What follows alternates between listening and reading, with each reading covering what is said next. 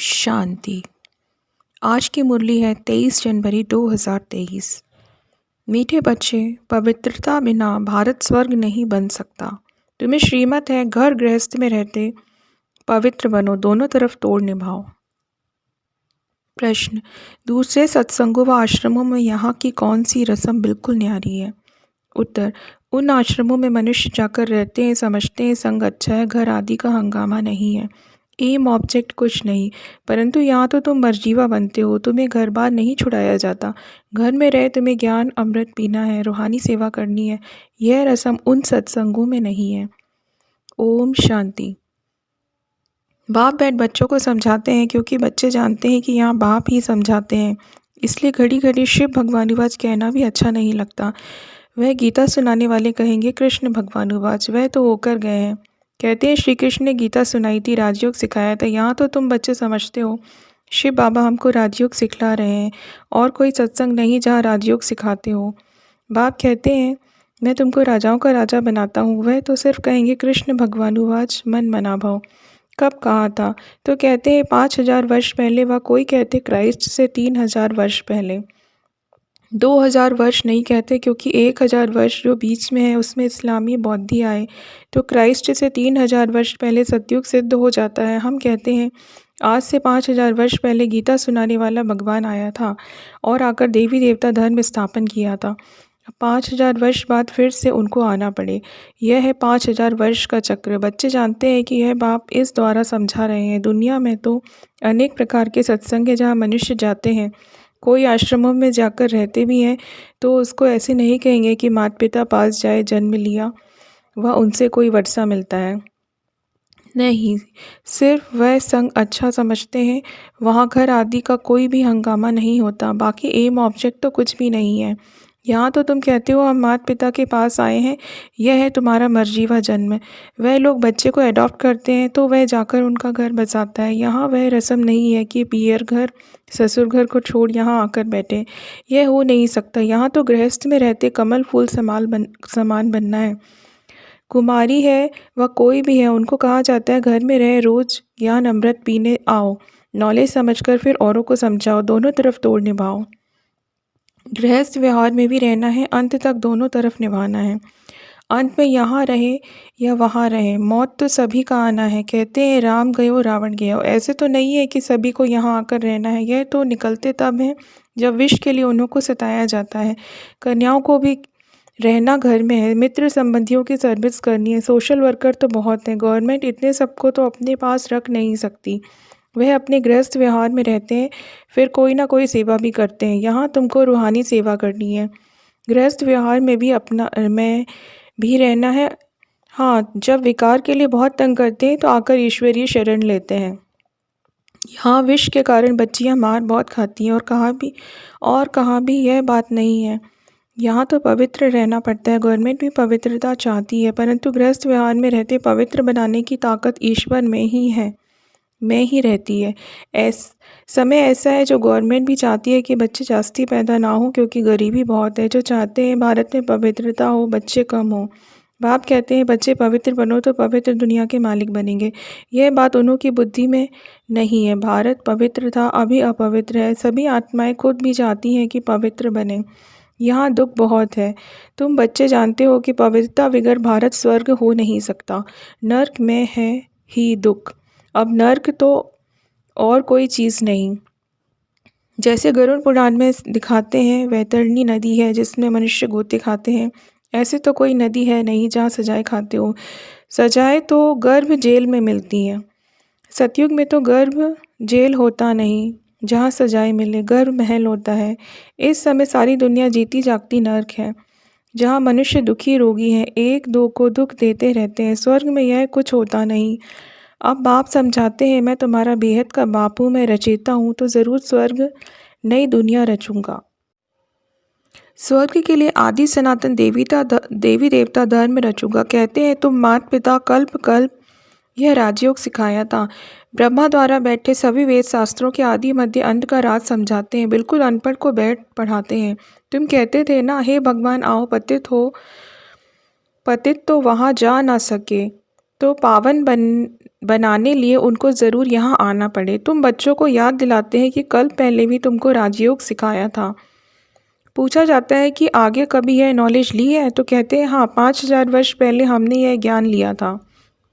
यह बातें हैं नहीं, नया युग, नया धर्म फिर से स्थापन होता है। सिवाय ईश्वर के यह देवी देवता धर्म कोई स्थापन कर नहीं सकता। वहाँ ब्रह्मा विष्णु शंकर भी नहीं कर सकते, क्योंकि वह देवताएं स्वयं रचना है। स्वर्ग का रचयिता माता पिता चाहिए। तुमको सुख घनेरे भी यहाँ चाहिए। बाप कहते हैं रचता मैं ही हूँ, तुमको भी ब्रह्मा मुख द्वारा मैंने रचा है। मैं मनुष्य सृष्टि का बीज रूप हूँ। भल कोई कितना भी बड़ा साधु संत आदि हो, परंतु किसके भी मुख से ऐसे नहीं निकलेगा। यह है गीता के अक्षर, परंतु जिसने कहा है वही कह सकता है, दूसरा कोई कह ना सके। सिर्फ फ़र्क यह है कि निराकार के बदले श्री कृष्ण को भगवान कह देते हैं। बाप कहते हैं मैं मनुष्य सृष्टि का बीज रूप परम धाम में रहने वाला निराकार परमात्मा हूँ। तुम भी समझ सकते हो, साकार मनुष्य तो अपने को बीज रूप कह ना सके, ब्रह्मा विष्णु शंकर भी नहीं कह सकते। यह तो जानते हैं कि सबको रचने वाला शिव बाबा है। मैं देवी देवता धर्म की स्थापना कर रहा हूँ, ऐसे कहने की भी कोई में ताकत नहीं। भल अपने को श्री कृष्ण कहलाए, ब्रह्मा कहलाए, शंकर कहलाए, बहुत अपने को अवतार भी कहलाते हैं, परंतु है सब झूठ। यहाँ आकर जब सुनेंगे तो समझेंगे बरोबर बाप तो एक है, अवतार भी एक है। वह कहते हैं मैं तुमको साथ ले जाऊंगा, ऐसे कहने की भी कोई में ताकत नहीं। 5000 वर्ष पहले भी गीता के भगवान शिव बाबा ने कहा था, जिसने ही आदि सनातन धर्म की स्थापना की थी वही अब कर रहे हैं। गाया हुआ भी है, मच्छरों सदस्य आत्माएं गईं, तो बाप गाइड बन सभी को आए लिबरेट करते हैं।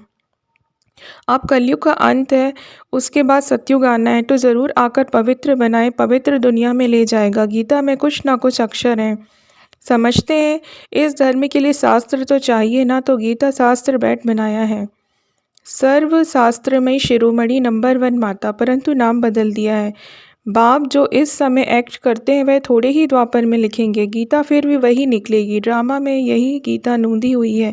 जैसे बाप फिर से मनुष्य को देवता बनाते हैं, वैसे शास्त्र भी बाद में कोई फिर से बैठ लिखेंगे। सतयुग में कोई शास्त्र नहीं होगा। बाप सारे चक्र का राज बैठ समझाते हैं। तुम समझते हो हमने 84 जन्मों का चक्र पूरा किया। आदि सनातन देवी देवता धर्म वाले ही मैक्सिमम 84 जन्म लेते हैं, बाकी मनुष्यों की तो बाद में वृद्धि होती है, वह थोड़े ही इतने जन्म लेंगे। बाप इस ब्रह्मा मुख से बैठ समझाते हैं, यह जो दादा है जिसका हमने तन लोन लिया है, वह भी अपने जन्म को नहीं जानते थे। यह है व्यक्त प्रजापिता ब्रह्मा, वह है अव्यक्त, है तो दोनों एक। तुम भी इस ज्ञान को सूक्ष्म वतनवासी फरिश्ते बन रहे हो। तुम भी इस ज्ञान से सूक्ष्म वतनवासी फरिश्ते बन रहे हो। सूक्ष्म वतनवासियों को फरिश्ता कहते हैं, क्योंकि हड्डी मांस नहीं है। ब्रह्मा विष्णु शंकर को भी हड्डी मांस नहीं है, फिर उन्हों के चित्र कैसे बनाते हैं? शिव का भी चित्र बनाते हैं, है तो वह स्टार, उनका भी रूप बनाते हैं। ब्रह्मा विष्णु शंकर तो सूक्ष्म है, जैसे मनुष्यों का बनाते हैं वैसे शंकर का तो बना ना सके, क्योंकि उनका हड्डी मांस का शरीर तो है नहीं। हम तो समझाने लिए ऐसे स्थूल बनाते हैं, परंतु तुम देखते हो कि वह सूक्ष्म है। अच्छा, मीठे मीठे से गिलते बच्चों प्रति माता पिता बाप दादा का याद प्यार और गुड मॉर्निंग। रूहानी बाप की रूहानी बच्चों को नमस्ते, और रूहानी बच्चों के रूहानी बाबा को भी नमस्ते। फिर रात्रि क्लास है 13 जुलाई 1968 की।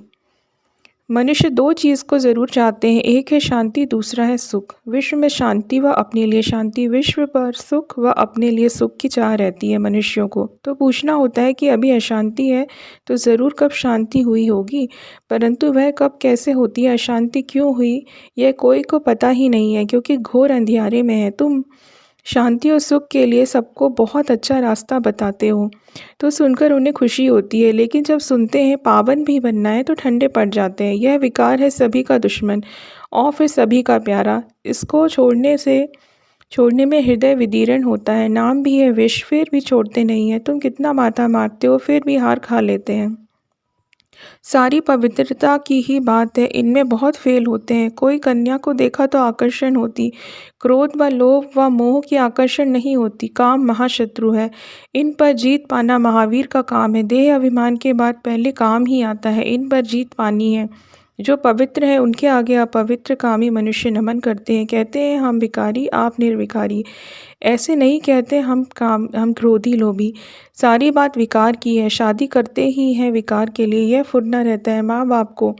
बड़े हो तो पैसा भी देंगे, विकार में भी जाएंगे। विकार में ना जाए तो झगड़ा मच जाए। तुम बच्चों को समझना होता है, यह देवताएं संपूर्ण निर्विकारी थे। तुम्हारे पास एम ऑब्जेक्ट सामने है। नर से नारायण, राजाओं का भी राजा बनना है। चित्र सामने है। इसको सत्संग नहीं कहा जाता, यह पाठशाला है। सच्चा सत्संग सच्चे बाप के साथ तब हो जब सम्मुख राजयोग सिखावे। सत का संग चाहिए, वही गीता का ज्ञान देते हैं, अर्थात राजयोग सिखलाते हैं। बाप कोई गीता सुनाते नहीं, मनुष्य समझते हैं नाम है गीता पाठशाला तो जाकर गीता सुने। इतनी कशिश होती है। यह सच्ची गीता पाठशाला है जहाँ एक सेकंड में सद्गति, हेल्थ, वेल्थ और हैप्पीनेस मिलती है। तो पूछें सच्ची गीता पाठशाला क्यों लिखते हो? सिर्फ गीता पाठशाला लिखना कॉमन हो जाता है। सच्ची अक्षर पढ़ने से खैच हो सकती है, शायद झूठी भी है, तो सच्ची अक्षर ज़रूर लिखना पड़े। पावन दुनिया सतयुग को, पतित दुनिया कलयुग को कहा जाता है। सतयुग में यह पावन थे, कैसे बने सो सिखलाते हैं।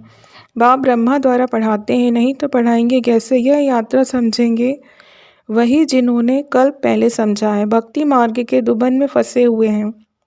भक्ति का भव का बहुत है, यह तो कुछ भी नहीं है। सिर्फ स्मृति में रखो, अभी वापस जाना है, पवित्र बनकर जाना है। इसके लिए याद में रहना है। बाप जो स्वर्ग का मालिक बनाते हैं उनको याद नहीं कर सकते मनुष्य।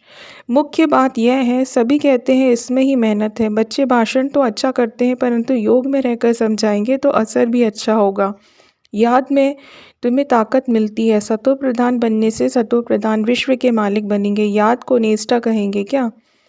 हम आधा घंटा निष्ठा में बैठे, यह रॉन्ग है। बाप सिर्फ कहते हैं याद में रहो, सामने बैठ सिखलाने की दरकार नहीं। बेहद बाप को बहुत लफ्ज़ से याद करना है, क्योंकि बहुत खजाना देते हैं। याद से खुशी का पारा चढ़ना चाहिए, अतीन्द्रिय सुख फील होगा। बाप कहते हैं तुम्हारी यह लाइफ बहुत वैल्यूबल है, इनको तंदुरुस्त रखना है। जितना जिएंगे उतना खजाना लेंगे। खजाना पूरा तब मिलेगा जबकि हम सतो प्रधान बन जाएंगे। मुरली में भी बल होगा। तलवार में जौहर होता है ना, तुम्हारे में भी याद का जौहर पड़े तब तलवार तीखी हो। याद में इतना जौहर नहीं है, इसलिए किसको असर नहीं होता है। फिर उनके कल्याण लिए बाबा को आना है। जब तुम याद में जौहर भरेंगे फिर विद्वान आचार्य आदि को अच्छा तीर लगेगा। इसलिए बाबा कहते हैं चार्ट रखो। कई कहते हैं बाबा को बहुत याद करते हैं परंतु मुख नहीं खुलता। तुम याद में रहो तो विकर्म विनाश होंगे। अच्छा बच्चों को गुड नाइट। धारणा के लिए मुख्य सार: पहला, घर में रहते भी रूहानी सेवा करनी है, पवित्र बनना और बनाना है। दूसरा, इस जीते जागते नर्क में रहते हुए भी बेहद के बाप से स्वर्ग का वर्षा लेना है, किसी को भी दुख नहीं देना है। वरदान है अपनी सर्व विशेषताओं को कार्य में लगाकर उनका विस्तार करने वाले सिद्धि स्वरूप भव। जितना जितना अपनी विशेषताओं को मनसा सेवा व वाणी व कर्म की सेवा में लगाएंगे तो वही विशेषता विस्तार को पाती जाएगी। सेवा में लगाना अर्थात एक बीज से अनेक फल प्रकट करना। इस श्रेष्ठ जीवन में जो जन्म सिद्ध अधिकार के रूप में विशेषताएं मिली हैं उनको सिर्फ बीज रूप में नहीं रखो, सेवा की धरनी में डालो तो फल स्वरूप अर्थात सिद्धि स्वरूप का अनुभव करेंगे। स्लोगन: विस्तार को ना देख सार को देखो और स्वयं में संभालो, यही तीव्र पुरुषार्थ है। ओम शांति।